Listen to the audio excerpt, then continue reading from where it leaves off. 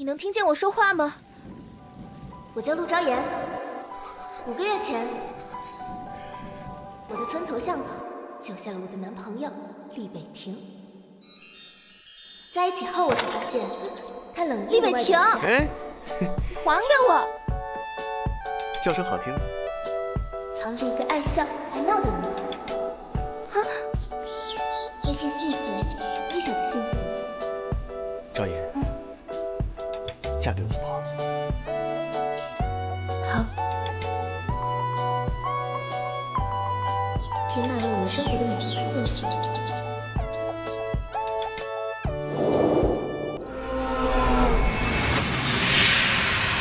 少爷，说，老爷那边催了3次，董事会施压，说您再不出面，就启动罢免程序。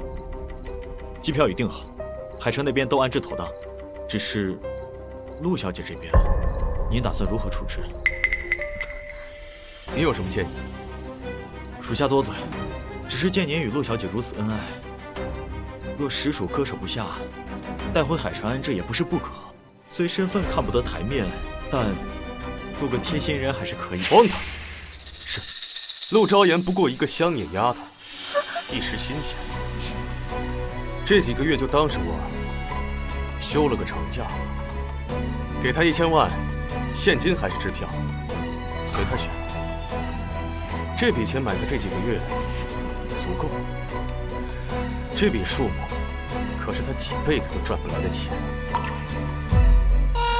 1000万 ，yes！ 厉北庭，真是个天使、菩萨、财神爷！原来被霸总分手这么幸福啊！厉北庭，我爱你啊！不，我爱你的钱。这辈子，我本来就是冲着他的价值才伸出的手。毕竟上辈子那个傻乎乎付出真心的救命恩人，可不是我。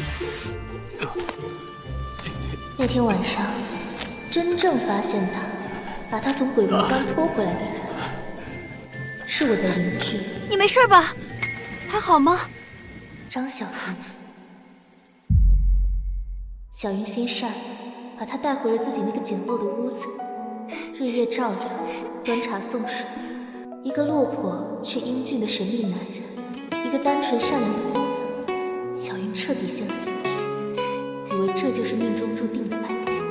直到那天，他穿着华贵西装走下豪车，我们才知道，这厉北庭，小云，我要走了。竟然是个有人身份的有钱人。这1000万够你后半辈子衣食无忧。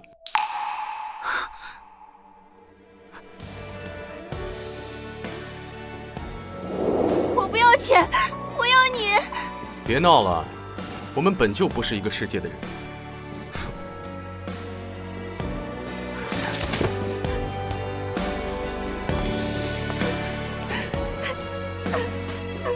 小云，你不要再哭了。为了那种男人不值得，他就是个渣男，玩腻了就甩，以为自己有几个臭钱了不起啊！你懂什么？你就是在嫉妒他爱我。张小云，清醒一点，我是在帮你。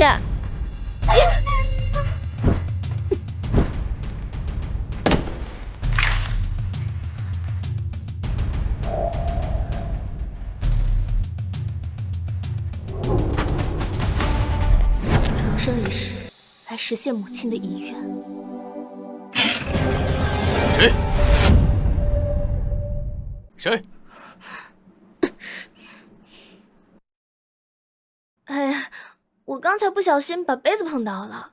这么晚了，你在外面干什么呀？啊，没什么，打了个电话。那没什么事的话，就先回去休息吧。等等。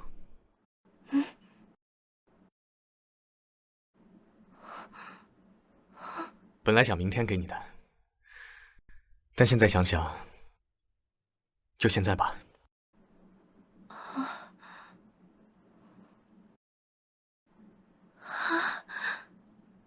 哇，连颗碎钻都没有。厉北庭，你可真够小气的，1000万分手费都舍得，临走了送个戒指就这么敷衍，连装都懒得装得像一点。很好看，我很喜欢。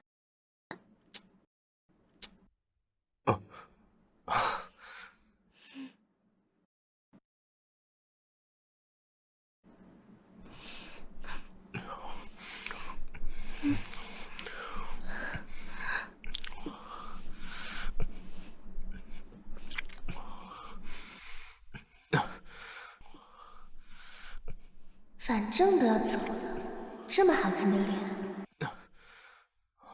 这么标准的身材，以后可未必遇得到了。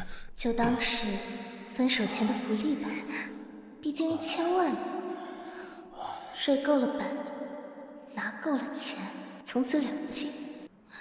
这笔买卖我不管。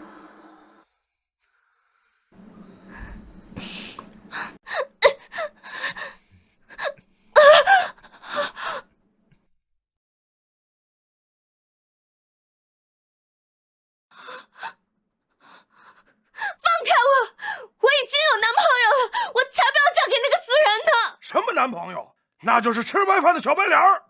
爷爷，爸爸这样做都是为你好。村长家的儿子生前就看上你了，现在他走了，你嫁过去就是村长家正儿八经的儿媳妇了，下半辈子吃喝不愁。是啊，昭妍，你命硬，克死了你亲妈。这次能嫁到村长家呀，是去享福的。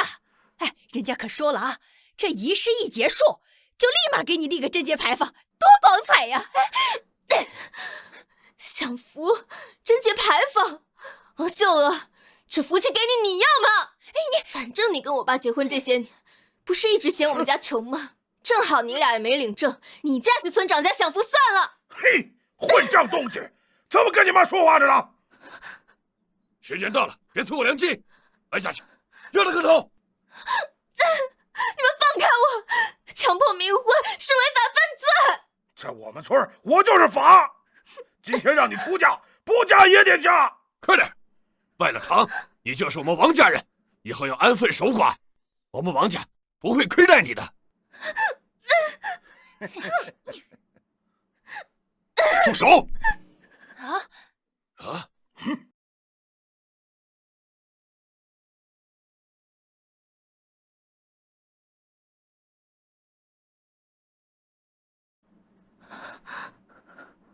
你们什么人？这是我们村的事儿，轮不着你外人插手。就是，她是我女儿，我让她嫁给谁，她就得嫁给谁。放开她！你不能带她走，我们可是收了村长家彩礼的。多少？20万现金，钱已经花了。这丫头生是我家人，死是我家鬼。阿江。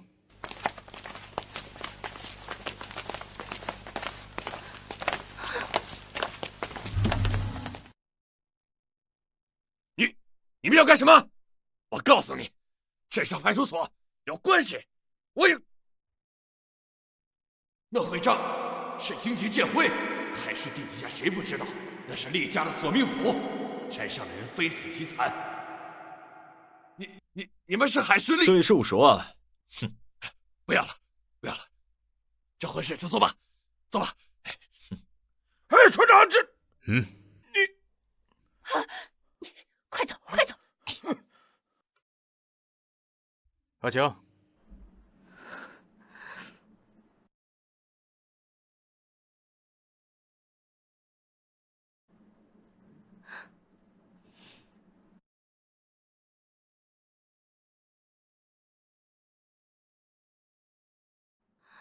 ，3000万，比原价翻了3番。厉北亭，你这分手费付的可真够阔绰。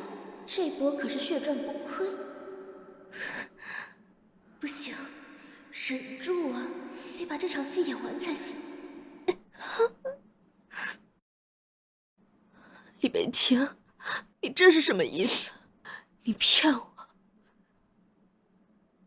你说想要娶我，说想要一辈子呵护我，都是骗我的。你早就想走了，对不对？你说的那些话，都是在跟我逢场作戏。赵岩，有些事情我身不由己。这笔钱就当是这几个月对你的补偿。希望你能够原谅我。好。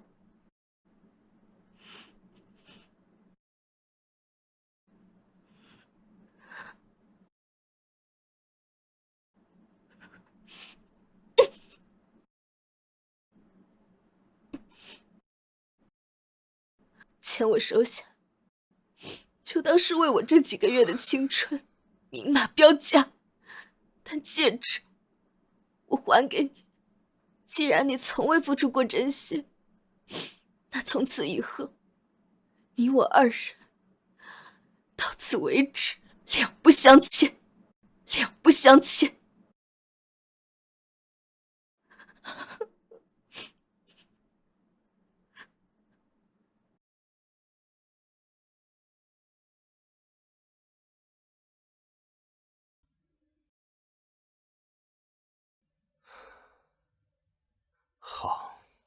好得很，陆昭言。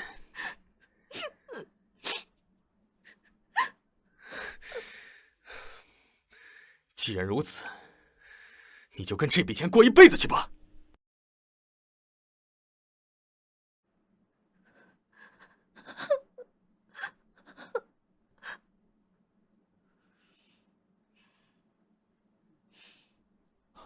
少爷，厉先生，你别生气啊！大人有大量啊！彩礼50万万！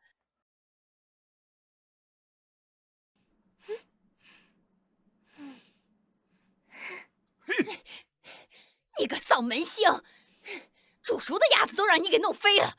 这么有钱的主儿，你不好好哄着，还甩脸子，你老子被离题了！你个不孝女，你把村长的事搞黄了！你还气走了厉北亭，你赔老子钱，老子打死你！你还跑你？跑你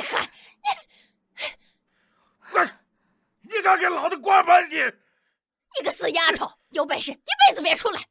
看老娘不饿死你！你有种，永远不要出来！少爷，那枚戒指是夫人给你留下的唯一遗物，当初你特意找老师傅改了圈口，送给陆小姐，想必是真心喜欢。其实您真就不再考虑一下吗？或许她是在跟您置气，任谁被那样隐瞒去留都会难过的。况且陆小姐的情况你也看到了，既然闹出冥婚那种事，她在海市无依无靠，而且这些天陆小姐对您是真的好。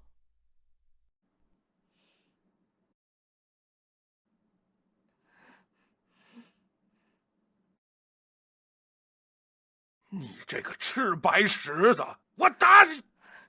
他是我带回来的，你要打就打我吧！嘿！他为我顶撞父亲，日夜照顾我。是的，他一定是爱惨了我，所以他才会这么生气，才会用这种方式报复我，想引起我的注意。他扔了戒指，接了支票，不过是小女孩在耍性子，是在等我哄她。掉头回去。陆昭言，你赢了，我这就回去找你。这一次我不会再让你委屈。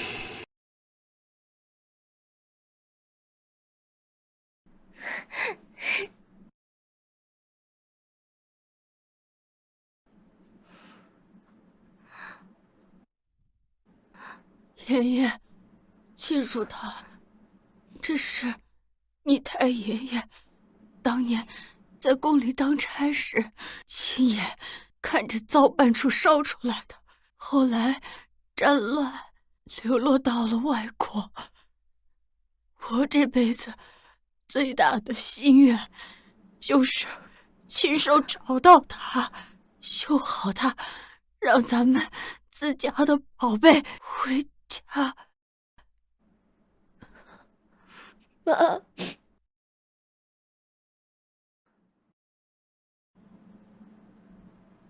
母亲，我知道这些钱还远远不够，但我会努力赚更多的钱。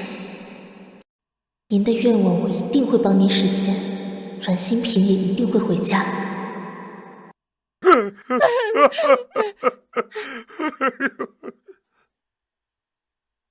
少爷走后，你们是不是又为难陆小姐了？逼她嫁人，还是动了别的心思？没有啊！天地良心呐，少爷给他50万，我们巴结他还来不及了，怎么可能去逼他呢？是啊，他跑得比兔子还快，一关上门就没动静了。我们以为他在赌气，可过了一会儿才发现，他早就翻窗跑了。行李啊，都是提前收拾好的。跑了？去哪儿了？我们怎么能知道呢？我还是听村口小卖部老王说，他一大早提着箱子去赶县城的早班车了。那他去哪儿？怎么可能给我们说呀？那丫头精着呢，她揣着那么一大笔钱，肯定是跑到大城市享福去了。李先生啊，他心里根本就没您，就图您的钱。你看他走得多干脆，一点都没犹豫。高兴，所以那些眼泪是假的，那些痛楚是装的，那些质问和破碎，全是演给我看的戏。他对我难道真的没有半分真心？这几个月的一切，都只是为了钱。找，翻遍海市，翻遍全国，哪怕把地球翻过来，也要把他找到，带到我面前。是。陆超言，你以为拿了钱就能逃得掉吗？这场游戏，我说了才算结束。1年了，青瓷之役总算有了点名声，能接些像样的活了。母亲的手札我都吃透了，修复费也攒了些，但那些钱离拍下转新品还差得远，必须接更多高价值的单子，最好能搭上真正有实力的藏家。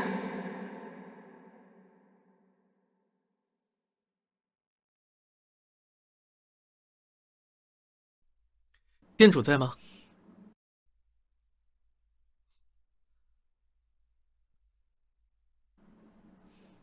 冒昧打扰，朋友推荐说，海市若有人能修复这一线天的，或许就在此处。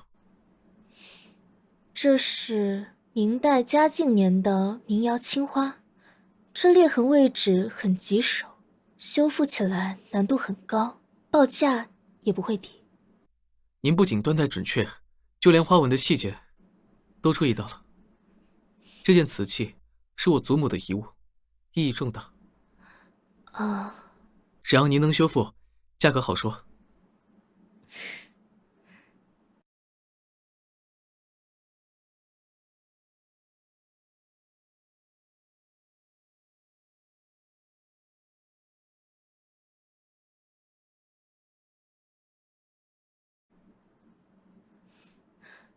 可以行，需要1个月，而且修复全程必须在我的恒温修复室进行。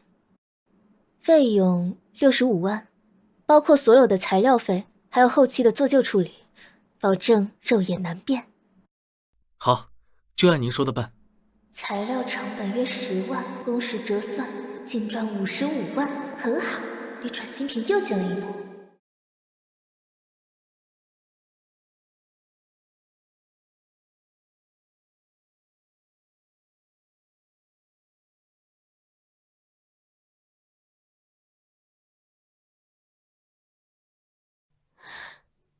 周时义，你竟然敢拉黑我！我楚欣然从小到大还没有被这么羞辱过。楚小姐，我想我已经表达得非常清楚了。清楚？你来这种破地方，和这种修修补补的人在一起，就是为了避开我。楚小姐，注意您的措辞。尊重他人的专业，是最基本的修养。专业？我楚家几百年的窑口，什么样的瓷器没有见过？需要来这种小地方修？周时义，你别忘了，我爸爸和你爷爷已经口头达成了婚约，整个圈子的人都知道。那不过是长辈的玩笑话，我从未同意过。楚小姐，请自重。周时义，你真的要这样逼我吗？为了这么一个人，你知不知道，只要我想，别说这家店了，连他这个人在海市都可能待不下去。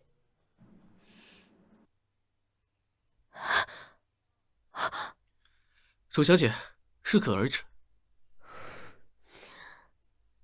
现在，请允许我正式介绍，这是我的女朋友，陆昭言。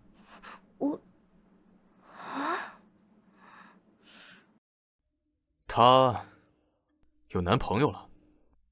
根据现场眼线描述，的确是个年轻男子，在工作室与陆小姐相谈甚久，举止较为亲密。查，把那个男人的底细查得清清楚楚。是。举止亲近，男朋友。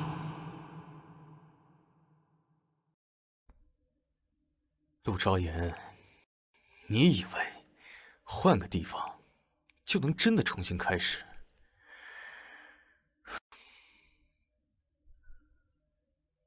没有我的允许，谁准你身边有别人？女朋友？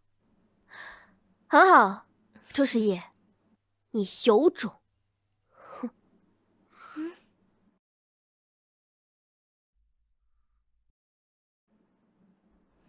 陆师傅，实在不好意思，刚才情况紧急，无论您怎样责备我，我都接受。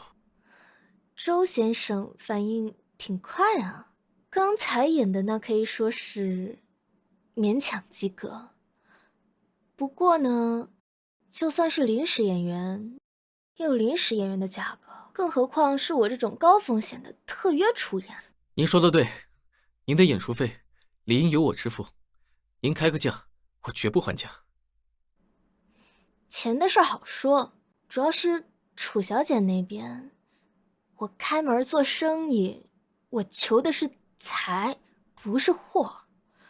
您这位爱慕者的杀伤力，好像似乎已经远超预期了。那后续的安保费用，我的精神损失费，那恐怕不是单单一笔固定演出费就能 cover 的。我明白，今天的事情恐怕会为您带来麻烦。如果他真做了什么出格的事儿，请您务必第一时间通知我，所有的后果由我来承担。梅瓶的修复呢，我会按照协议进行。65万只是修复费用，不包括刚才的附加服务。一切按你的规矩来。为了表达我的歉意，也为了彻底解决楚欣然这个麻烦，我有一个冒昧的提议。既然刚才的戏已经开了头，楚欣然那边也看到了结果，或许我们可以让这个误会再继续一段时间。继续？周先生的意思是？我想请您暂时扮演我的女朋友。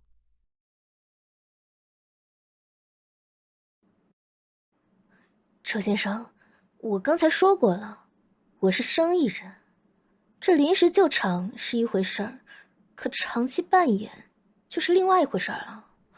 这其中的风险，我完全理解您的顾虑，我会支付您相应的报酬，每月50万，作为维护形象的费用。在此期间，楚家或者其他任何人因为这件事对您造成任何损失，全部由我承担，并10倍赔偿。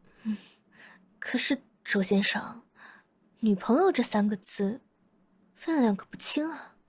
我明白，所以这是纯粹的交易，您只需要在特定场合陪我出现，其他时间我们各不相扰。这笔钱就作为我今天擅自做决定的赔偿，也作为您将来可能遇到的麻烦预付的风险保障金。每月50万，加上梅瓶的65万修复费，若楚家真的闹事，还有10倍赔偿，这笔买卖不亏。好，周先生，我答应你，每月50万，一次性付清3个月。若楚欣然来闹事的话，如你所说，按照市场估价的最高10倍赔偿。没问题，陆师傅，合作愉快。不过接下来，也许该称呼为昭言。当然可以，周先生，在某些场合内，称呼不过是工作需要。那么，祝我们合作愉快。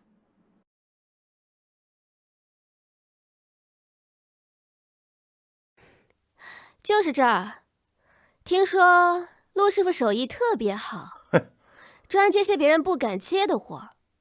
王哥，你们不是总说想见见世面吗？今天带你们来看看什么叫真正的艺术品，可要好好欣赏欣赏哦。兄弟们，干活！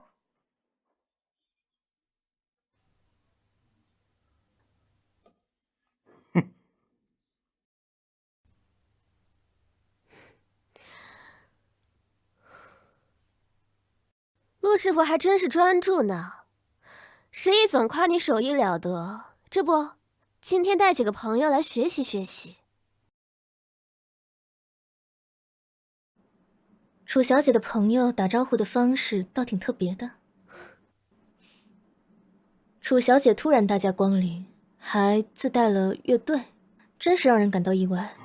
不过损坏财物需要赔偿，这是3岁小孩都懂的道理。这桌上的香炉以及店内的每一件器物都明码标价，需要10倍赔偿，1分都不能少。赔偿？陆昭言，你是不是整天对着这些瓦罐，把自己的脑子也修成古董了？你还真以为搭上周时义，让他来你这修几件破玩意儿，再陪他睡上几觉，就能麻雀变凤凰，够资格跟我楚家叫板了？楚小姐对人际关系的想象总是这么的充满戏剧性，看来你楚家丰厚的家学底蕴，光用来培养你在这方面的才华了。不过呢，你带着这群街头艺术家来，是想证明什么？证明你楚欣然除了会投胎，就只有砸东西和骂街的本事吗？你既然陆小姐这么瞧不上我的这群朋友，那你们就让她见识见识什么叫代价。听见了吗，兄弟们？让他知道什么叫代价！给我砸！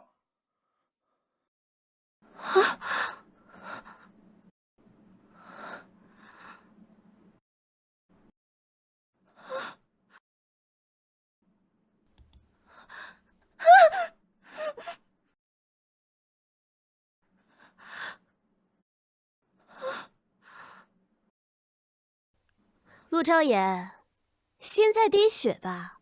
我告诉你，这才刚刚开始。像你这样的蝼蚁，我碾死100只都不费吹灰之力。这一巴掌，不是为了我自己，是为了这些被你毁坏的作品中承载的心血，还有时间，还有你楚家百年累世的清誉，都被你这个不孝子孙给毁了。你敢打我？你们都是死的吗？还不赶紧把他给我抓起来！我今天要划烂他的脸，看他怎么勾引男人！快！放开我！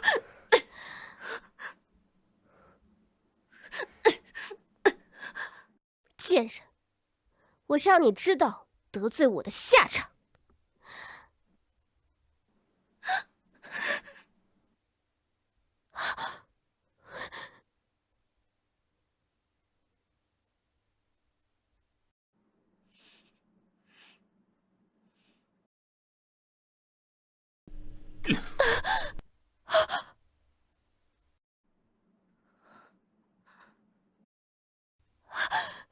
你是谁？知道我爸是谁吗？我要让你再还是待不下去！滚！你算什么东西？也配叫我滚？我楚欣然，剑姬剑辉，你是厉家的人？是那个掌控地下秩序，连顶级的世家都要巨蛋3分的海市厉家。还不快滚！楚家是太平日子过得太久了吗？陆昭言，你给我等着！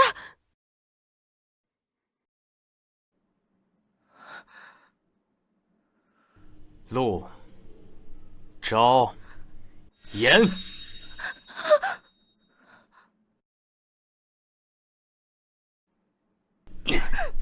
跑！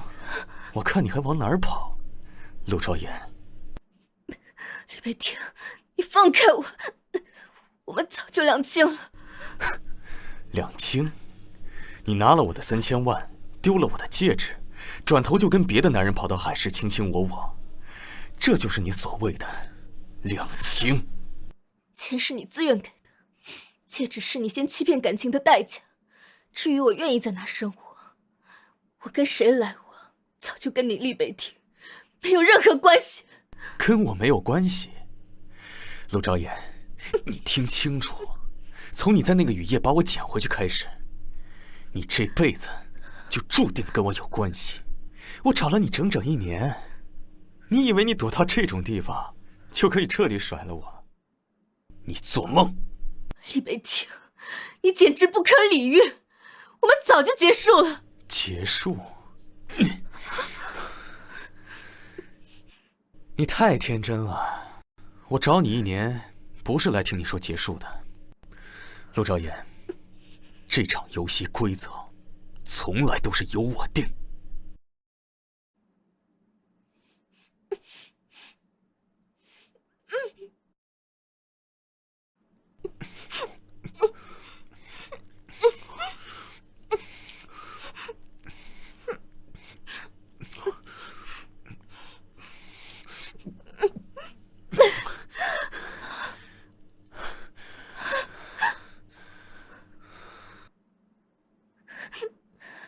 厉北庭，你闹够了没有？赶紧给我出去！我正在开门做生意，我还要收拾这些烂摊子，我还要修复给客人的古董。我没有时间陪你玩什么过家家的游戏，更何况我已经有男朋友了。厉先生，请你自重，赶紧出去。男朋友？周时义？陆昭言，1年前明明是你先招惹我，是你在那个雨夜把我拖回来，是你口口声声的说对我一见钟情，是你每晚赖在我身边说爱我，难道这些都是假的吗？对，都是假的。那天晚上，你虽然一身血污，但从你衬衫的面料、袖扣的质地，我能断定，绝对不是普通人能穿得起的。我会救你，不过是一场投资而已。至于一见钟情、爱你，厉北庭，这种哄男人的话，你也会信？我不过是看你有点钱，想从你身上捞点好处罢了。还有，你送我的那个素圈戒指，上面连颗碎钻都舍不得镶，简直寒酸死了。我陆昭言喜欢的东西，向来很简单，够贵就行。所以，你觉得钱比我重要，是吗？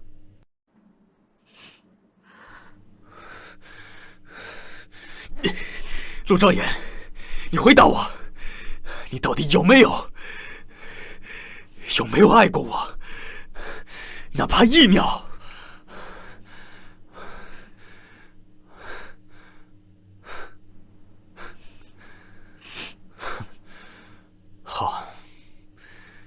好得很，陆昭言，如你所愿。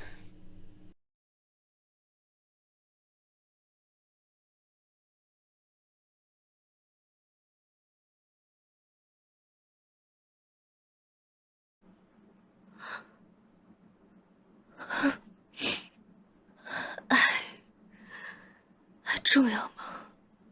毕竟上一世，我亲眼看到他抛弃了小云。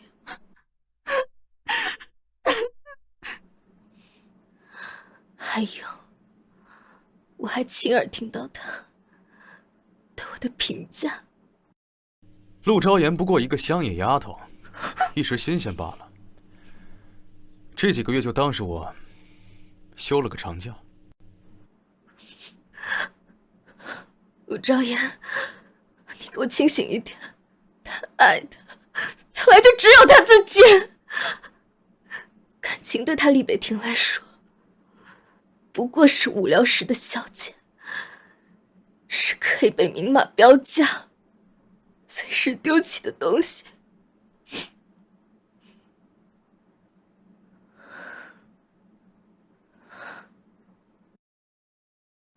瓷器碎了，可以修复，可有些东西碎了，就是碎了。这一世，我绝不会变成第二个张小云。我想要的东西，我自己争。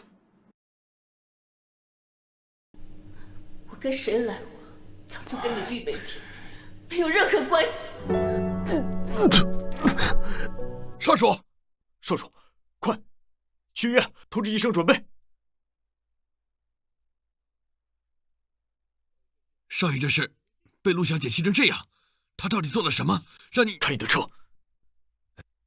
我就是不明白，当年的事，少主明明是为了保护陆小姐，才故意说的那些狠话，避开二少那些人的毒手。当年二少为了扳倒少主，无所不用其极，什么下作的手段都使得出来。而陆小姐是少主身上最明显，也是最脆弱的一环。那天在院子里的话，是说给藏在暗处的耳朵听的。只有把他说的越不堪，越不重要，他才最安全。所以，少爷不是狠，是……可是陆小姐那些话也太……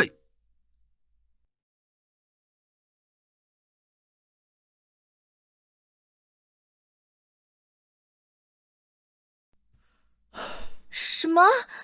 你要带我去参加宴会？我吗？是。厉家素来注重礼数，我必须携带一名女伴。可是我从来没有参加过这种，我去了会不会……这个你放心，该怎么做我会教你。而且，厉家是整个海市的收藏大家，你不想去看看吗？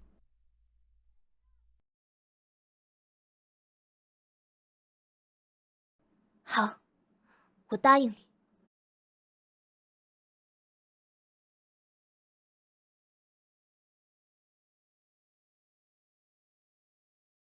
记住，今晚只是一场简单的商务应酬。厉家太爷70大寿，来的都不是善茬，尤其是厉家那位新上任的掌权人，手段狠厉，心思难测，绝非善类。我们只需要尽到应有的礼数，不要引起多余的注意。周总放心，我今天就是个来见世面的修复师兼临时女友，我保证说话得体，举止端庄，绝对不会给您添麻烦的。这杯子是乾隆官窑的吧？就这么随便摆着，厉家果然好喝。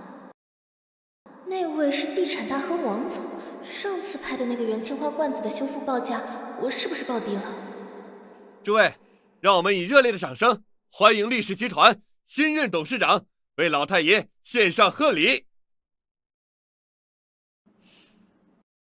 厉家新掌门啊，听说挺厉害，不知道修不修古董。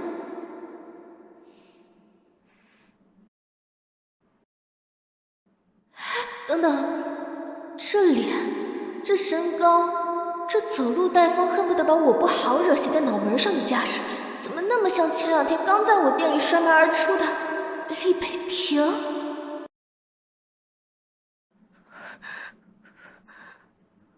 怎么了？没什么，我就是觉得厉家这位新董事长，长得挺面善的。太爷爷，祝您福如东海。面善个鬼啊！这分明就是用3000万买到我青春被我骂跑的男人。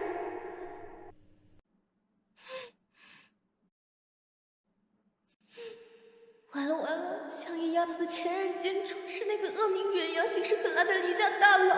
我前几天是不是刚指着这位大佬的鼻子骂他送的戒指寒酸？这不完蛋了吗？周诗意，你这个情报是怎么做的？说好的临时女友协议没包括直面恐怖情人变成顶级大佬这种地狱级副本啊！这得加钱，加10倍，不，100倍！昭言，你认识厉先生？可能在某个平行时空有过一面之缘啊。何止一面，睡过一张炕，受过3000万，还跟吵过一架的孽缘。哼。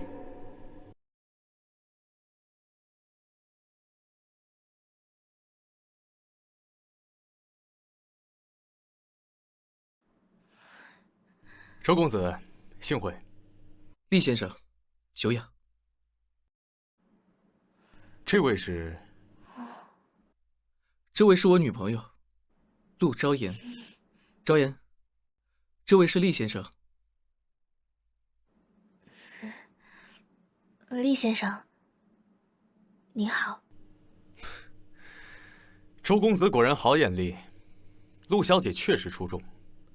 不过，我听说陆小姐在认识周公子之前，有过一段颇为深刻的感情，还到了谈婚论嫁的地步。周公子如此青年才俊，竟一点也不介意，就不怕重蹈覆辙吗？厉先生说笑了，每个人都有一段过去。昭言已经将那段不堪的过往全部都告诉我，是那个男人有眼无珠，人品低劣，始乱终弃。昭言离开他是及时止损，我很庆幸他没有继续沉沦在那份错误的关系里。昭言心善，不愿多提，可我觉得有必要说清楚，免得有人误会。那个人渣已经死了，也算是恶有恶报。昭言也算是彻底解脱了。救命啊！如果眼神能杀人，我此刻一定被他凌迟千百回了吧？死了？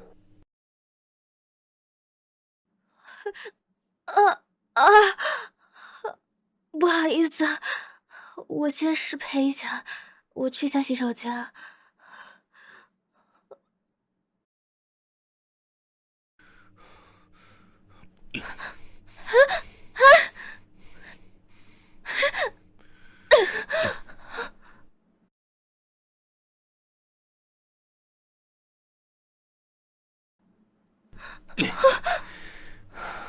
我死了？陆昭言，你咒我？厉先生，厉大佬，厉老板，我那是在为您着想吗？您看您现在身份多高贵，多神秘，多吓人啊！要是让人知道您跟我这么个乡野丫头有过那么一段，那多有损您高贵伟岸的形象啊！我这样说，前任死了，那是在帮你斩断前尘，立地成佛。不是，我是在帮你维护清誉。哼，为我着想，我看你跟新男朋友相处倒是甚欢啊。这一身，他给你买的？男朋友嘛，那肯定要找对自己知情识趣、对自己好的。我消失太久不好，我男朋友还在外面等我呢。当年我们不是早就钱货两清了吗？两清？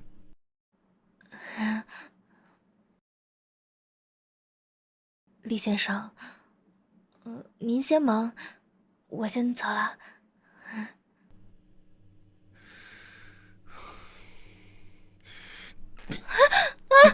李北庭，你干嘛？你放我下来！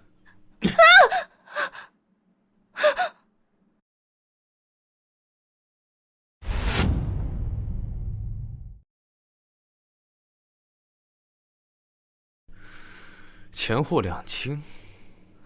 陆昭言，你觉得我们之间的关系是用钱能够买断的？那不然呢？3000万已经很多了，厉先生。到底要我怎么做，你才能放过我？我们好聚好散，行不行？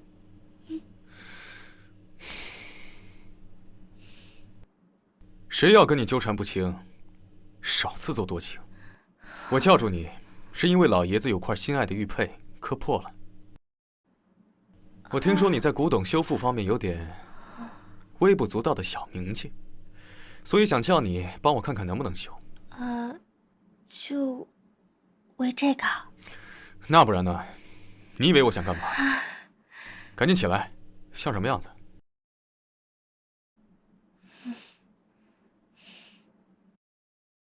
看来厉先生来找我，真是有正事啊。老爷子把玉佩磕了，没问题，交给我，保证给您修复如初，肉眼难辨。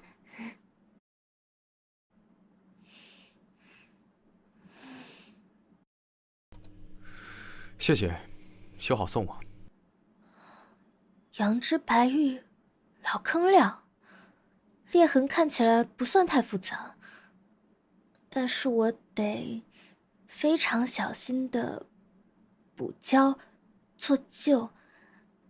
7天的时间可能有点赶，我得加班加点。酬劳100万，修不好或者有瑕疵，后果自负。100万！别说7天，我6天半就能给您修得漂漂亮亮的。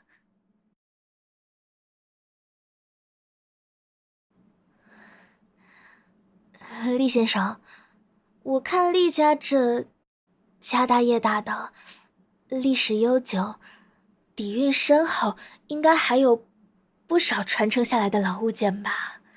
这老东西啊，就像人老了一样，需要时不时的保养保养。以后还有什么需要修的，您都给我送过来呗，我给您打包价，量大从优。修你的玉佩，再多说一句，酬劳减半。现在出去。不说就不说嘛，凶什么呀？买卖不成仁义在吗？我走了，我走了。阿江，少主，去把老宅库房、我司库还有老爷子那儿，所有但凡有点瑕疵、掉色、需要修复的古董、字画、瓷器还有玉器，全部清理出来。全部？数量可能……全部，一件不剩。明天就给我送陆昭言那儿，告诉他，这是急件，给我修，加班加点的修。我看他还有没有时间去跟什么男朋友约会，还有没有精力去算计别的。是，少爷。那酬劳方面，按市场价最高付，修不完不准接别的单子。我累死他。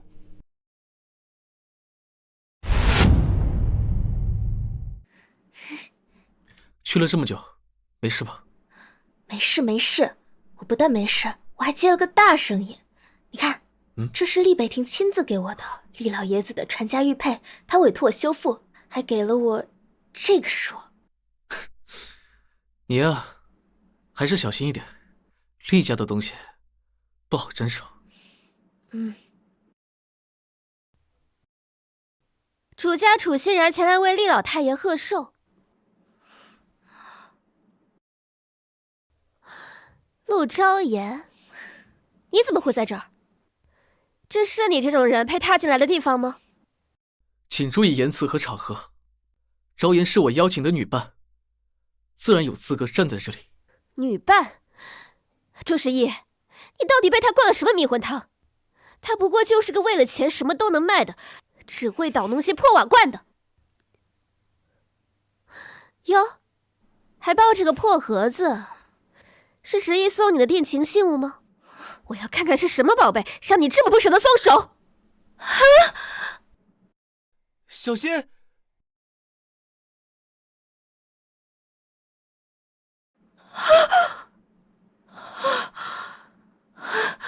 好险，好险，就差一点。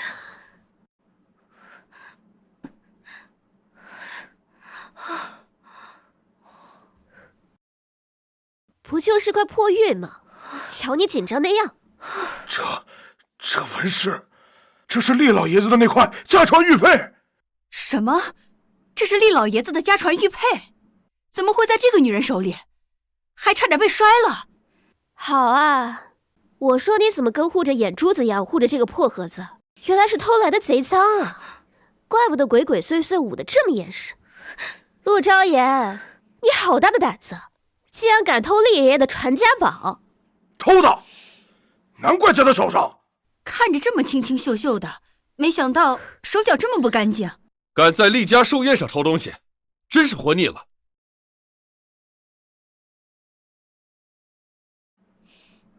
我没有偷，这玉佩是厉北庭亲手交给我，委托我来修复的。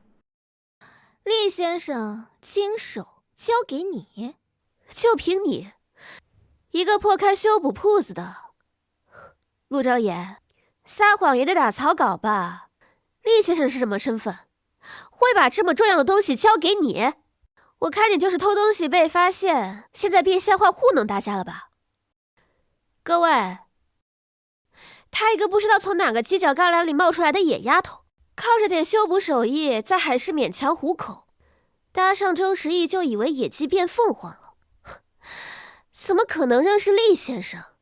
楚小姐说的对，厉家的物件向来由专门的老师傅或是拍卖行来处理，怎么可能交给一个名不见经传的小店主？我看他这样子也不像是能接触到厉先生那个层面的人。楚小姐是楚家千金，知根知底，她说的话呀更有道理。周公子，你也是糊涂，楚家是海市真正的名门清流，瓷器泰斗。楚小姐对你一往情深，你们周家虽说这些年生意做得很大，但到底根基尚浅。你怎么就偏偏看上这种身份不明、手脚可能还不干净的女人？诸位，在事情查清之前，请慎言。昭言是我周时义认定的女朋友，她的为人怎么样，我比任何人都清楚。至于这玉佩为什么在她手上，我想厉先生会给我们一个交代。周时义，我看你是被这个狐狸精迷得神魂颠倒了。我楚家到底哪点配不上你们周家？我楚欣然到底哪点配不上这个女贼？真是鬼迷心窍，这楚周两家联姻本是佳话，这周时义为了个这个女人得罪楚家，得罪厉家，得不偿失啊！昭言，这玉佩真是厉先生亲自找给你的？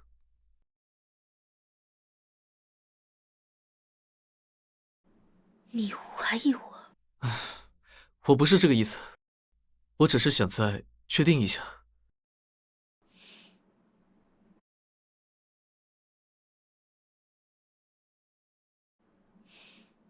楚欣然，你口口声声说我偷东西，那你有证据吗？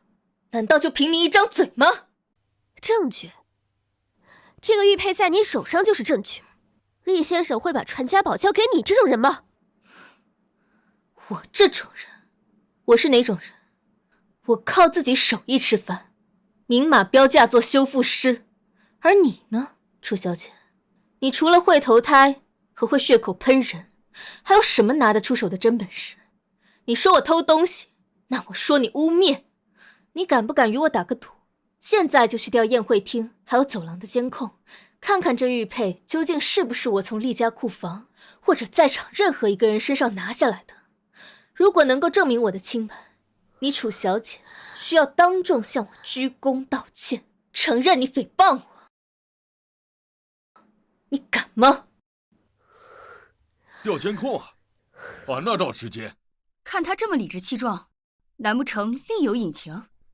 说不定真是厉先生给的呢。谁要陪你玩这种把戏？哦，那你就是不敢，你没有证据，纯属污蔑。哼，楚家的名门教养，我今天算是见识到了。来人，把他给我抓起来，张嘴，我看他还怎么嘴硬。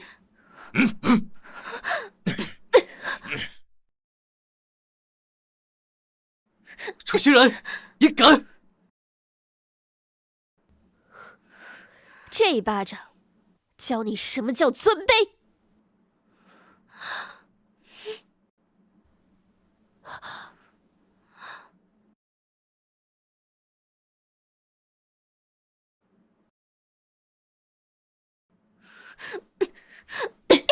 楚欣然，这一巴掌是教会你，不是什么人都能任你欺负。又是你，你个臭保镖，真把自己当立夏的主子了，连我都敢打！他说什么？他叫厉先生保镖？我的天，楚小姐是疯了吗？连厉家继承人都不认识了。欣然，住口，不得无礼！厉先生，小女年幼无知，口无遮拦，冲撞了你，是我教育无方，请您千万海涵。他就是那个厉家掌权人厉北庭。你混账东西，还不给厉先生赔罪！厉先生，你大人有大量，别和小女一般见识。您说如何处置？属下绝无二话。楚总言重了，今晚受惊受辱，并非厉某。楚小姐冒犯的是陆小姐，该如何处置，听陆小姐的。既然厉先生都这样说了，沈小姐前几日把我店里砸了，损坏的器物共计127件，还有一颗我母亲留下的修复工具，这些东西再加上我店铺的维修费、误工费，零总加起来，哦，还有我的精神损失费，要你5000万，不多吧？5000万？陆朝言，你疯了！你那个破店加起来总共值5000万吗？敲诈，狮子大开口！如他所言，自己做下的事情自己承担。你名下不是有几处房产和基金吗？立刻变卖，3天内1分不少的赔给陆小姐。爸，那是我的……你闭嘴！再多说一句，你就给我滚出楚家！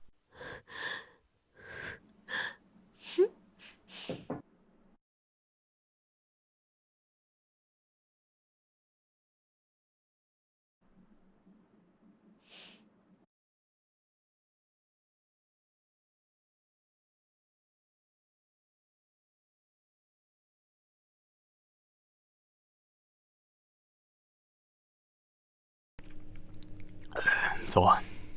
少主，是回庄园还是？去青瓷之意。今天不仅保住了玉佩，我还狠狠的出了口恶气，再加上净赚了5000万，哎呀，真是美滋滋！啊，厉北庭，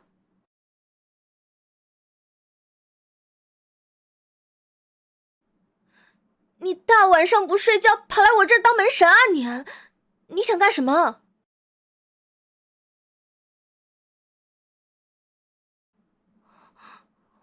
我告诉你啊，这玉佩可是我今天才拿到的，我们说好了7天时间完工，你可不要来催工。他送你回来的。啊？他？什么他？哦，你说那个周时义呀？对啊，怎么了？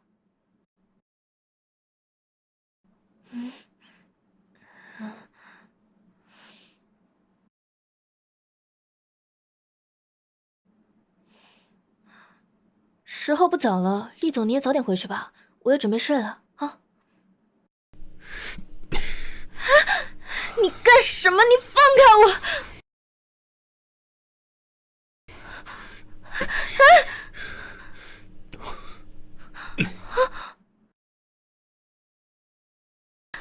厉北庭，你发什么疯？你放开我！放开我！你跟他在车上说了什么？做了什么？厉北庭，你有病吧？周时义是我男朋友，我们爱说什么说什么，爱做什么做什么，跟你有关系吗？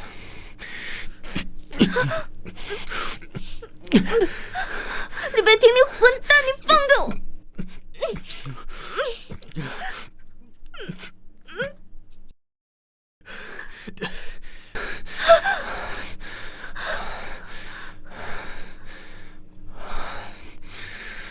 陆昭言，你属狗的吗？乱咬人！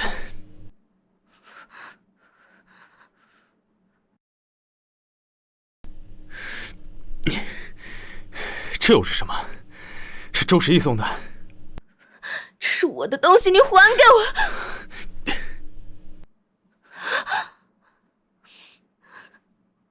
李北庭，你干什么？那是我花了3800买的珍珠镶金的吊坠，很贵的，你赔给我！3800，你就这么喜欢这些亮晶晶的、用钱买的东西？陆昭言，你就这么爱钱吗？没错，我就是喜欢钱。钱能买饭吃，钱能交房租，钱可以让我租下这里的房子，开了这家店。我喜欢钱，天经地义。我喜欢钱有错吗？喜欢钱是吗？这张卡给你，无限额，随便刷，买珍珠，买钻石，买房，随你便，够不够？李北庭，你是真喝多了，还是在整些新型的成人游戏？难道说这张卡真能刷？不信，我现在就刷给你看。我现在就刷爆这台机器！别！厉老板、厉祖宗、厉大佬，我信了，我1000个信，我10000个信。你冷静，这把 POS 机刷爆了是小，要是惊动了银行风控，那事情可就大了，我跳进黄河也洗不清了。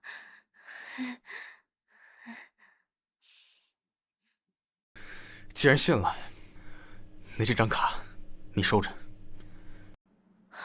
不是，厉北庭，你这卡太……不是白给，这算定金。定金？什么定金？修玉佩的定金，还有以后厉家所有需要修复的，都交给你。这张卡就当是把你未来所有的时间提前买断。陆昭言，你不是爱钱吗？现在最值钱的东西就在你手里，你敢不敢接？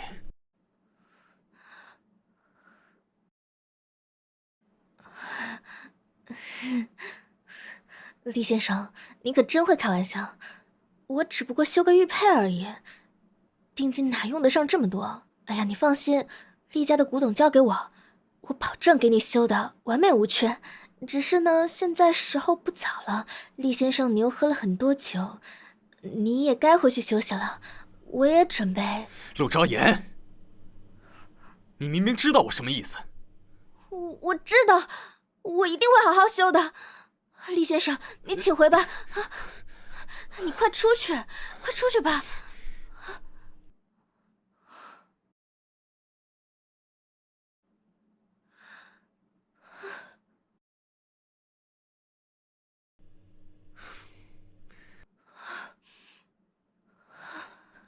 李北庭，你混蛋，你放给我！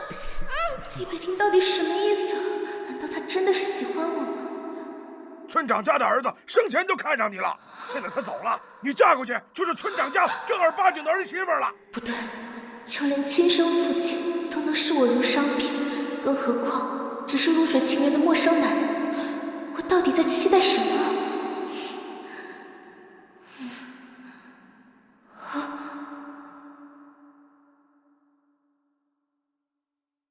我喜欢钱，当然喜欢。钱能让我活下去，能让我守住母亲留下的这点念想和这门手艺。但是，有些东西比钱更重要，那就是只属于我自己人生的掌控权。即使他开出的是天价。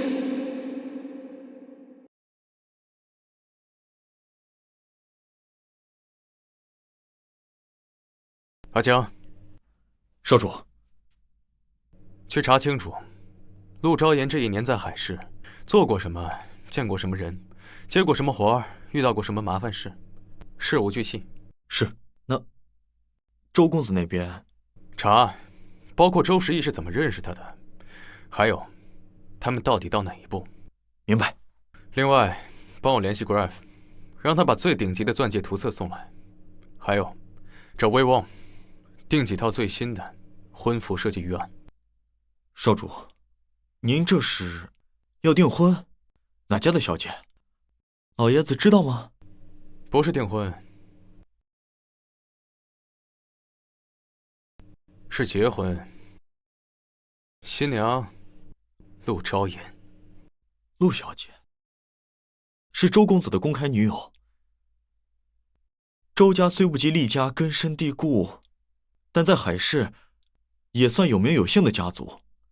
如此直接，恐怕会引起不必要的麻烦。阿江，在，我是在通知你，不是在征求你的意见。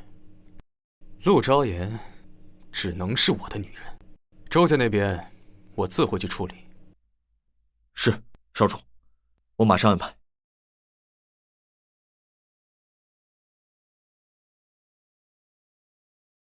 什么？二少回国了。厉南雨，他这个时候回来做什么？阿江，派人保护陆昭言。是，我马上安排。不要让他发现，不要影响他正常生活。明白。伯母，十一哥在厉家公开说陆昭言是他女朋友，当着这么多人的面让我下不来台，您可要为我做主啊！欣然，你放心，你才是我们周家认定的儿媳。十一这孩子呀，他有分寸。谁知道那个陆昭言用了什么下作手段，让十一哥对他言听计从的，还仗着有厉先生，还仗着有人撑腰，狮子大开口，敲诈了我5000万。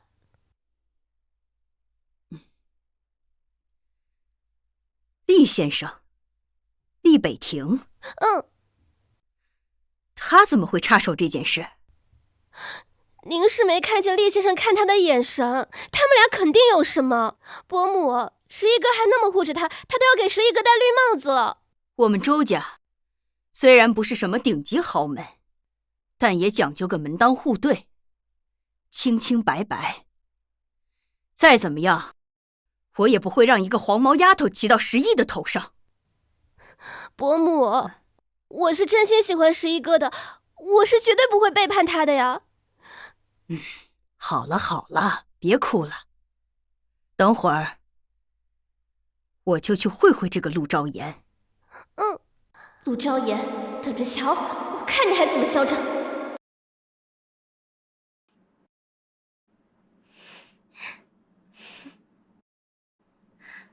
成了，7天刚好，幸不辱命。昭言，我能进来吗？进来呀。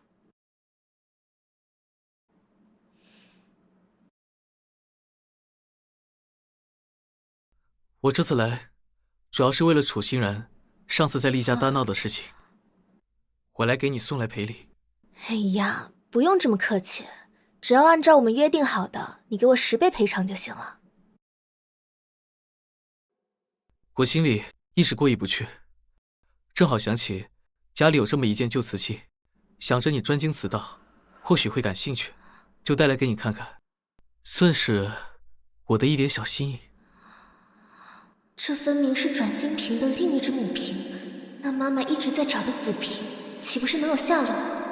昭言，十亿，这瓶子还有没有另外一个，跟这个差不多，瓶身上有镂空，有没有？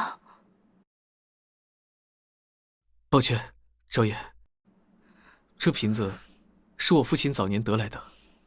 至于你说的转心瓶，我并没有印象。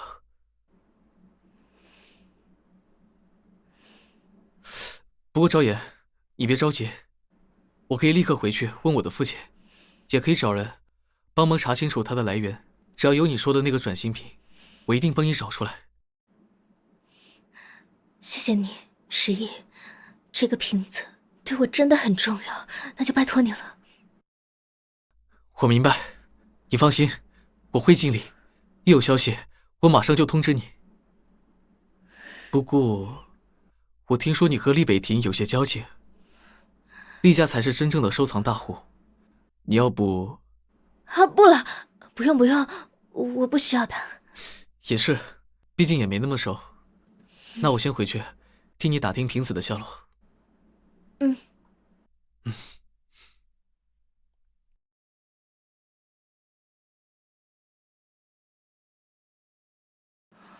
算了，先给厉北庭打个电话，叫他过来把玉佩取走。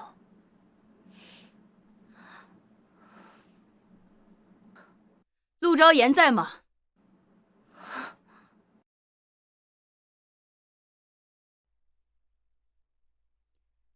陆昭言在吗？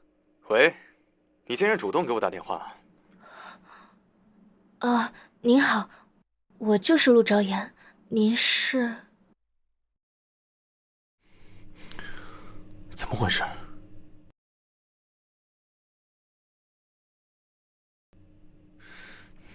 阿江，去查一下陆昭言工作室现在什么情况。是，马上安排。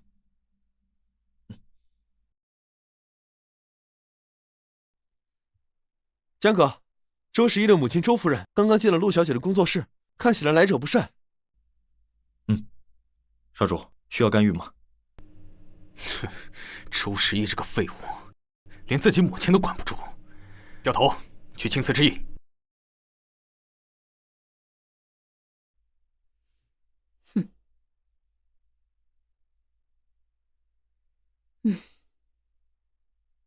坐吧。陆小姐，你和我儿子不合适。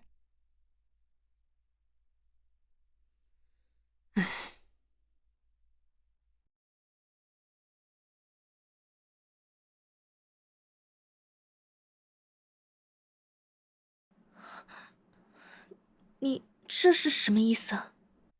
陆小姐，明人不说暗话，你和十一的事我都知道了，你也看到了，你们不是一路人。吓我一跳，我还以为什么事儿呢，原来就是为他儿子。十一从小就接受了精英教育，他未来的伴侣应该是海氏名媛，而不是一个还在为了生计发愁的农村丫头。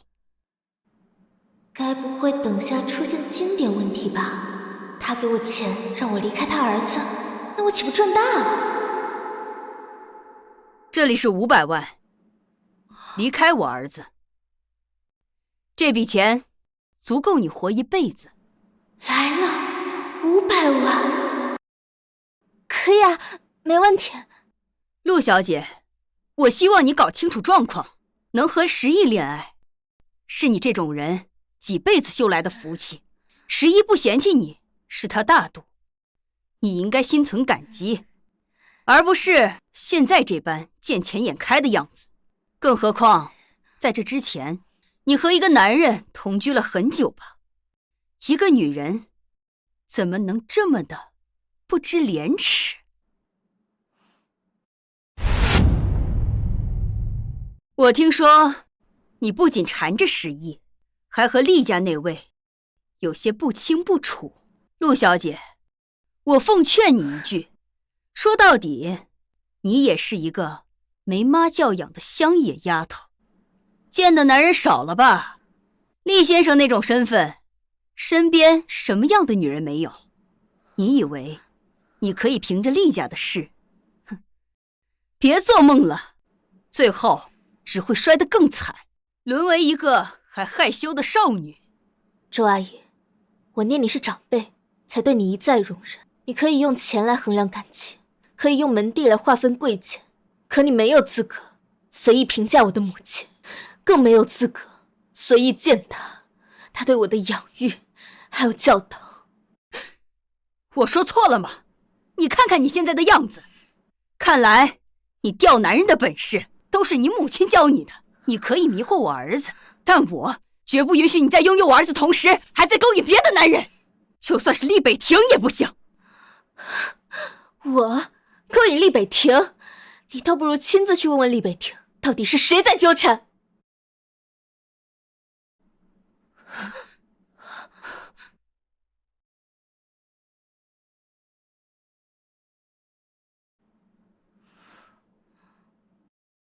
听说你有事要问我。厉先生，你也来了，还真是太巧了。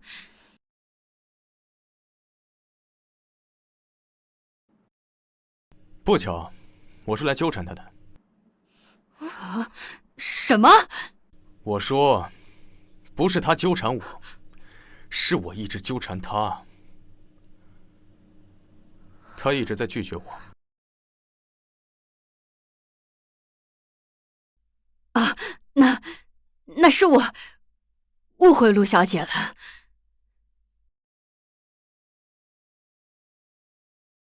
哼。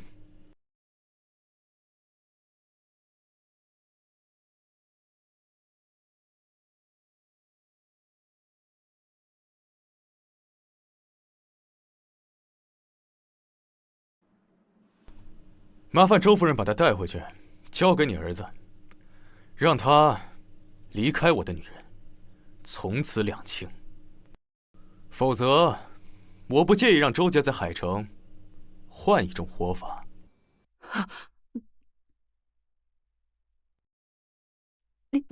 厉先生，十一他年轻不懂事，我回去了一定好好管教，让他再也不来打扰陆小姐。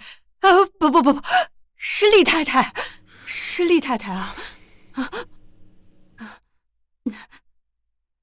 是，我明白了，我会处理好的。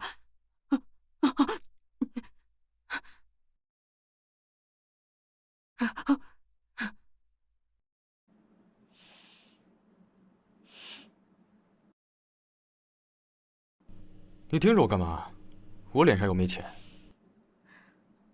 厉总，厉大佬，你刚才好威风啊！我还有个小小的疑问。说。你刚才给了周十一1个亿，想让他离开我，那你怎么不直接把那个亿给我呀？搞不好我自己就会跑得飞快啦！啊！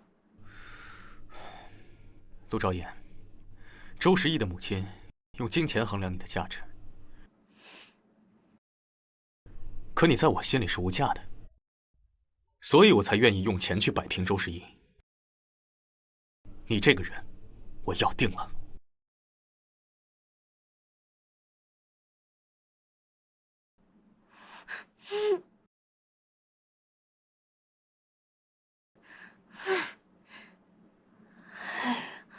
别说那么肉麻的，我给你打电话叫你来，是想告诉你，你的玉佩我修好了，赶紧验收。不愧是我的女人，这可是老爷子最宝贵的玉佩。这下我带你回去见老爷子的时候，他就没有理由可以拒绝了。谁要跟你回家了？我听说你最近一直在找一件瓷器，转心瓶。你怎么知道的？你的事情我都知道。难道厉北庭真的喜欢我？我不介意让周家在海城换一种活法。陆昭言，周十一的母亲用金钱衡量你的价值，可你在我心里是无价的。不可能，他亲口说过，我只是乡野丫头，他只是一时新鲜，怎么可能真心喜欢我呢？你调查我？我是想告诉你，转心瓶的下落找到了，过2天。少爷，二少跟丢了。什么？厉南雨，赶紧加派人手，他不可能凭空消失。是。厉北庭，怎么了？发生什么事了？绝不能让他卷进来，尤其是厉南雨，他可能已经发现他了。重新安排一组人保护陆小姐。明白。赵岩，你待在这里，哪里都不要去。那个二少到底是什么人，能让他这么慌张？唉，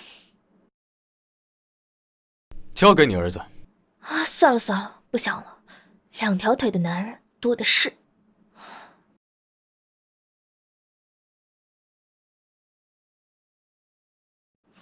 啊！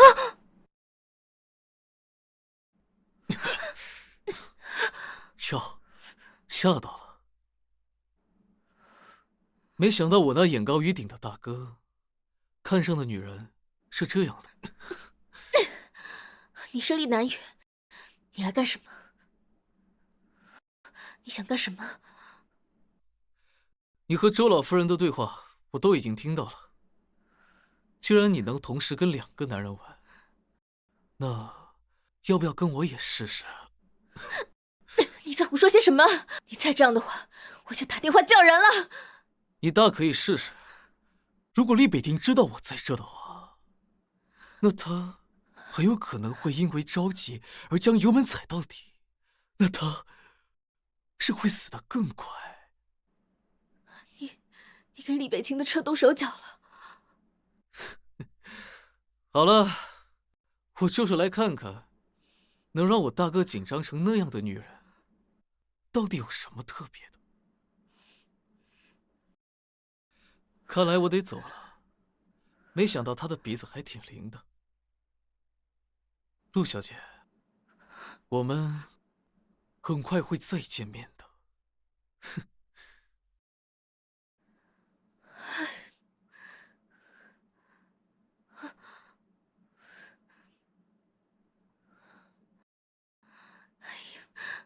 厉北庭，快接电话呀！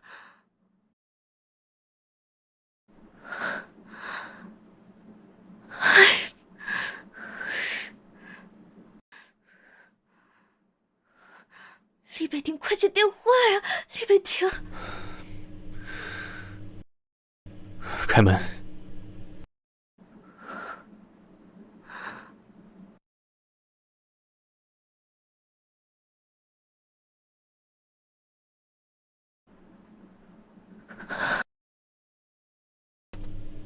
这么着急，要去哪儿？你的头。你是在关心我吗？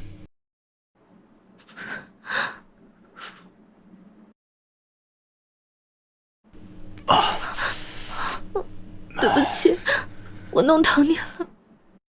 是啊，可疼了。我自己孤家寡人，也没人给我上药，只能等伤口自己发炎溃烂。唉，也没人照顾。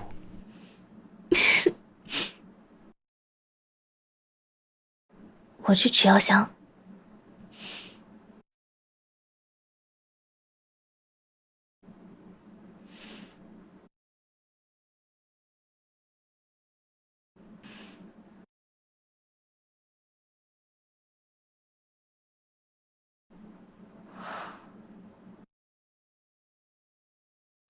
当年还挺幸福的。赵岩，刚才吓到了吧？抱歉。还好。我们曾经在一起的那段时间，是我最开心、最放松的时候。陆昭言，我对你的心，从始至终没有变过。我如今对你做的所有事情，都只是因为害怕再失去你一次。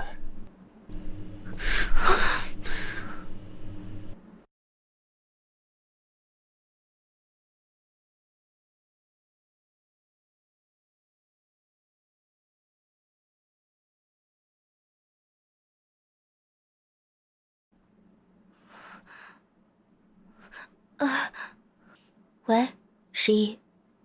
昭言，是我。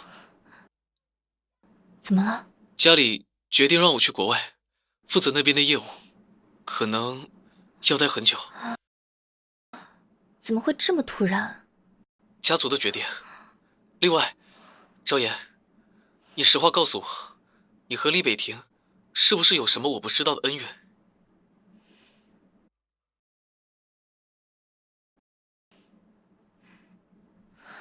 十一，没有的事，你不要瞎想。你去国外也好，换个环境，好好生活。祝你一切顺利。那你也保重，再见。厉北庭，是不是你干的？什么？周十一突然出国，是不是你逼的？你是不是以为自己是厉家家主，就可以为所欲为，就可以随意摆布别人的人生了？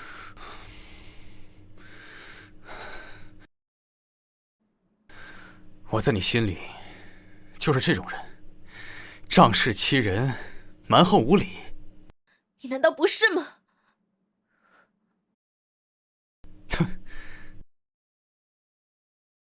我只是跟周家做了一笔交易，我承诺未来3年，厉氏在海东新区的项目优先考虑周家合作，而周家自愿调离周十一，这算什么威逼？这顶多是利用。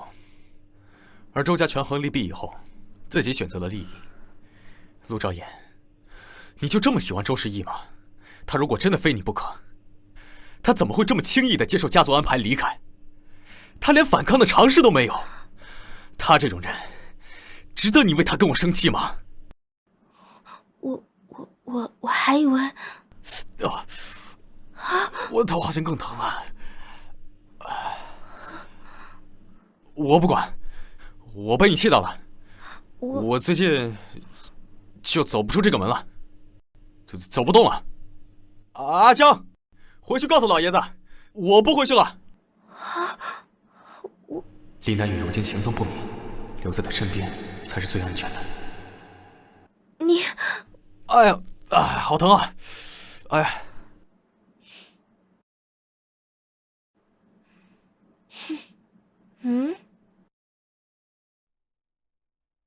二少，这瓶子我们费了这么多功夫才弄来，真的要立刻拍卖掉吗？一个瓶子而已，再稀罕也不过是件死物。我更好奇的是，我那位好大哥究竟能为一个女人做到什么程度？哼！您的意思是，安排一场拍卖会，拍品就是他。这个消息绕过我大哥，但要准确无误的传到那位陆小姐的耳朵里。是。陆昭言，让我看看，你能为我和大哥的这场戏增添多少乐趣？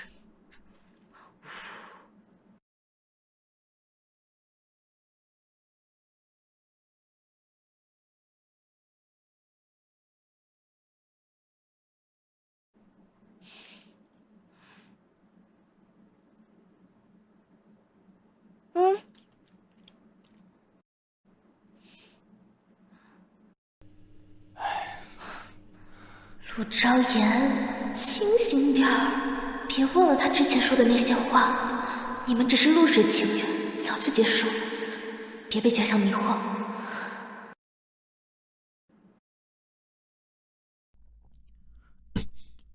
是这样。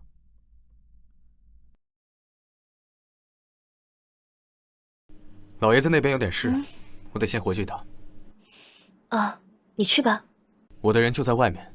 你叫他们，他们会答应的。我随时……哎呀，没事的，青天白日的，能有什么事？你快去忙你的吧。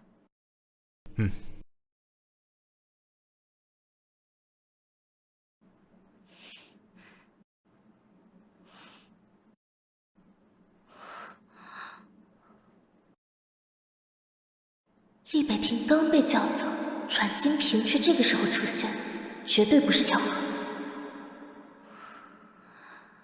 既能在海城拿到转心瓶，又能绕过厉北庭的行踪，恐怕也只有厉家的人。是他，厉南雨。这是专门为我设计的，是陷阱。母亲的遗愿我一定要完成，厉北庭也不能有失。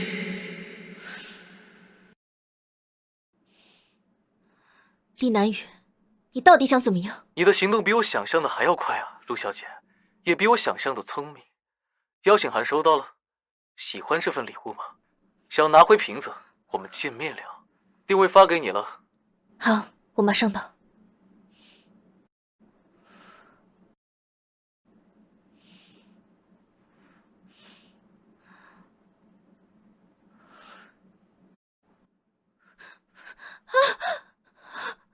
不好了！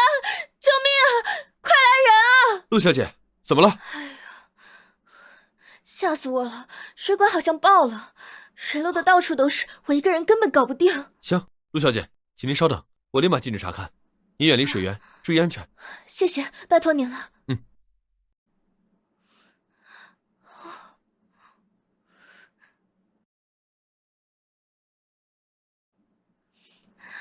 对不住了，小兄弟。对不起了，厉北庭。这次我必须自己去，瓶子我要拿回来，我也绝不会让他伤害。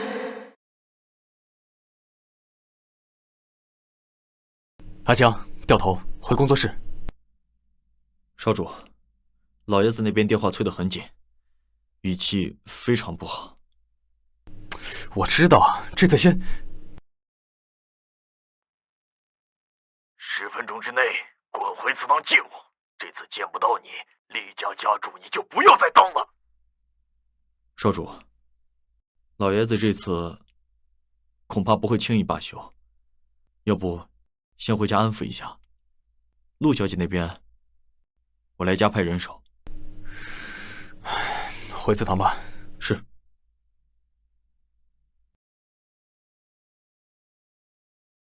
陆小姐，这水管没问题啊。陆小姐，陆小姐，陆……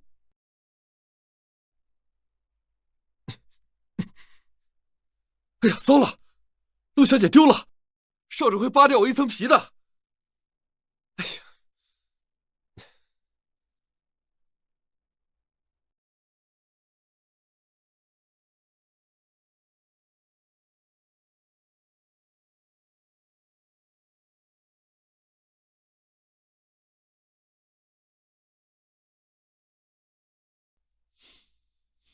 我听说你最近跟一个来历不明的女人闹得满城风雨，毫无体统，更甚者放着家族的事务不管，与那女人厮混。厉北庭，你眼里还有没有厉家？还有没有你身为家主的责任和担当？爷爷，事情不是你想的那样，我跟昭妍之间的事与厉家无关，是我个人的选择。混账！你是厉家的家主，你的一举一动都代表着厉家。那陆昭妍还在乡下有过不清不楚的婚约，这样一个女人，你竟然公开维护，甚至为她出头，惹人笑话。你敢说和厉家没关系吗？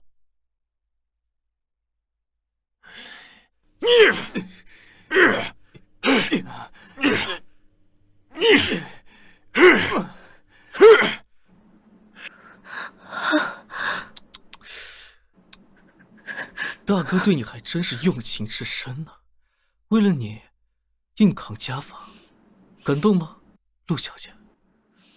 厉南雨，你开个价吧，到底要怎么样才能把转心瓶给我？我的条件很简单，只有一个，离开厉北庭，选择我。厉南雨，你疯了吗？当我是什么？可以随意交换的货物，还是你用来报复厉北庭的棋子？棋子？货物？哼，陆昭妍，我这辈子活了快30年，从来没见过我那位冷血的大哥对哪个女人这么伤心过。你给我好好跪着受着，想想清楚，你该做什么，不该做什么。1年前，他救过我，我认定他了。这辈子除了他，我谁也不要。冥顽不灵，居然能为了你硬扛家法呢，骨头可真硬。你说，要是让厉北庭知道，他拼死守护失落珍宝的女人，最后跟了他的死对头弟弟，每天晚上睡在他的枕边，他会是什么反应？会不会疯掉？会不会吐血？光想想这些，都让我觉得很兴奋。视若珍宝，李南雨，你太高估我了，也太不了解厉北庭。你知道他曾亲口说过什么吗？他说，像我这种出身卑贱的女人，不过是图个新鲜，玩玩而已。你真觉得他爱我吗？哼，陆昭言，你真觉得我那位好大哥会当着我的面说出他的心里话吗？悄悄告诉你个小秘密，1年前我的人偶然查到了大哥的踪迹，还有你的。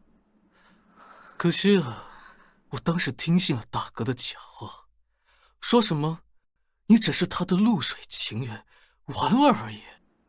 我觉得无趣，所以暂时放过了你。我那好大哥演技可真够精湛。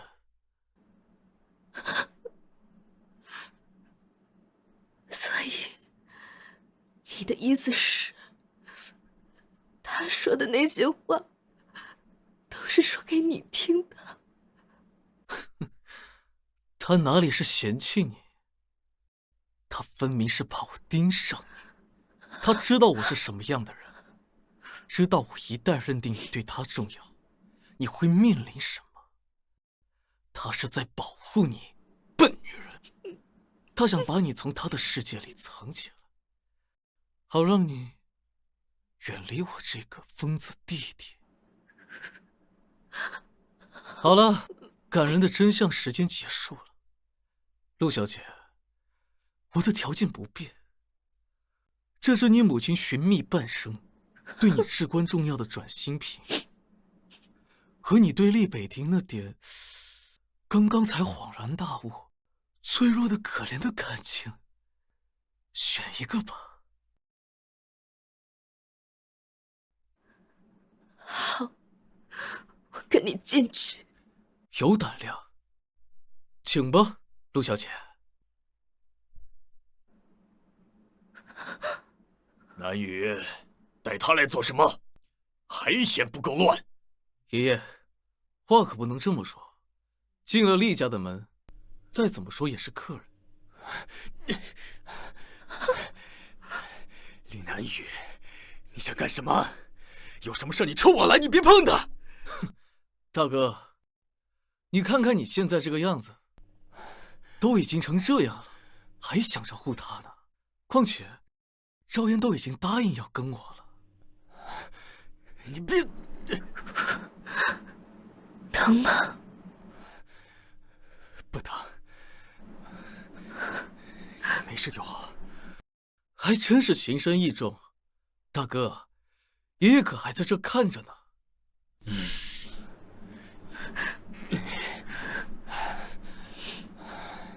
爷爷，孙儿不孝，若厉家家主与昭言不能两全，孙儿选择昭言。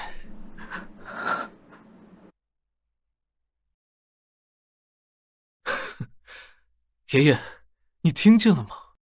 这就是您千挑万选、寄予厚望的继承人，为了个女人，连祖宗基业都不要了，可笑不可笑？昭言，以前是我太自负，以为推开你是保护，是我错了。如果没有你，这一切都毫无意义。我厉北庭，此生只求一个陆昭言。你功名利禄、锦绣前程，我都可以不要，只要你平安喜乐，留在我身边就好。我相信你，以前我一直不相信，但现在我信了。无论你是厉家掌权人，还是一个普通人，无论等着我们的是厉家家法，还是刀山火海，我都陪你一起面对。爷爷，孙儿让你失望了，但孙儿心意已决。南羽有能力也有野心，假以时日，未必不能成为一名合格的掌舵人。孙儿愿放弃权柄，只求爷爷能成全我和昭言。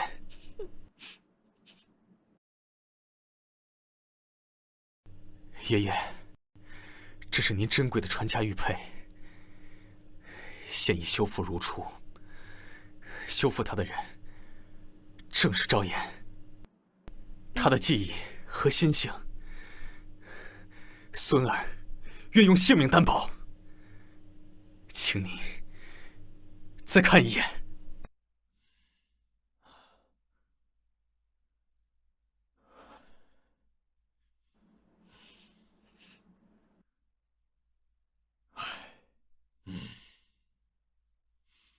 罢了，带着他走吧，处理好你的伤，此后厉家与你厉北庭再无瓜葛。谢谢爷爷。谢谢爷爷。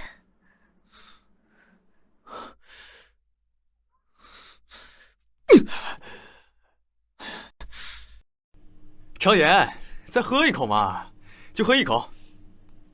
医生说啊，这个特别好，我炖了4个小时。哎，你喝了才能。哎呀，厉北庭，到底你是伤患还是我是伤患啊？你自己喝了吗？从早到现在，你已经追着我喂了3回了。我身体底子好，快好了。你之前担心我都没吃好睡好，得补回来。再说了，你吃饱了才有力气照顾我。